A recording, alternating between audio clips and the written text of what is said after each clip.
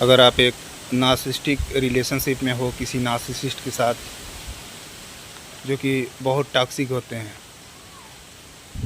तो starting phase में जैसा कि बहुत लोगों को पता है, नार्सिसिस्ट एक हमको पहले आइडियलाइजेशन करते हैं, हमारी वीकनेस, हमारी अच्छाइयाँ, कमियाँ, सारी चीज़ आइडियलाइजेशन फेज़ में हमसे पता कर लिया जाता है। 24/7 आपको कॉल, मैसेज।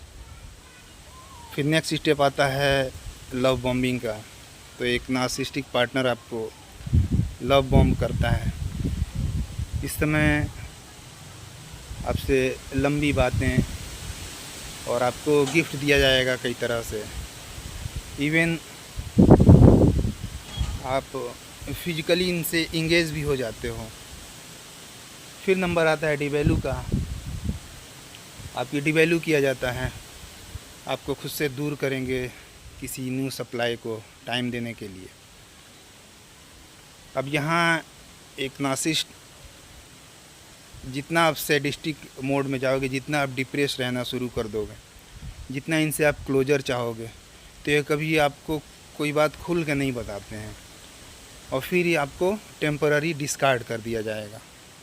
फिर आप एक नार्सिसिस्ट का पीछा करते हो, तो एक्चुअल में आप नार्सिसिस्ट ने आपसे जो क्वालिटी वो उसने हायर कर रखा होता है टेम्पररी बेस, आपका लव, केयर, कंपैशन, सिंपैथी, तो आप एक नार्सिसिस्ट को फॉलो नहीं करते। एक्चुअली आप एक नार्सिसिस्ट के बिहाफ पे आप खुद ही को फॉलो करते हो, खुद के ट्रेड्स, खुद की क्वालिटीज़।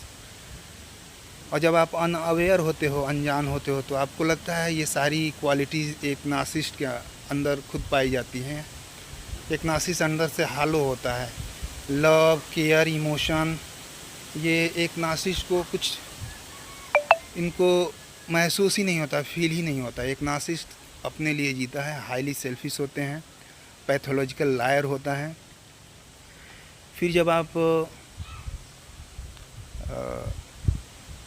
खुद से थोड़ा अपने आप को हील कर लोगे, तो ये हुवरिंग टेक्निक यूज़ करते हैं। ये दोबारा आपके पास आएंगे, इसलिए नहीं आते हैं कि इनको रियलाइज़ हुई या इनको अपनी गलती, या आपको लव करने के लिए आ रहे हैं, या आपको मिस कर रहे हैं।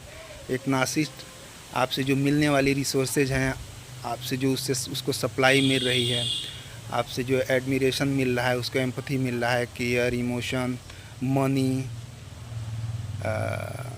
फिजिकल इंटीमेसी, इन सब चीज़ों को लेने के लिए दोबारा आता है, या फिर इसलिए भी आता है आप किस हाल में हो।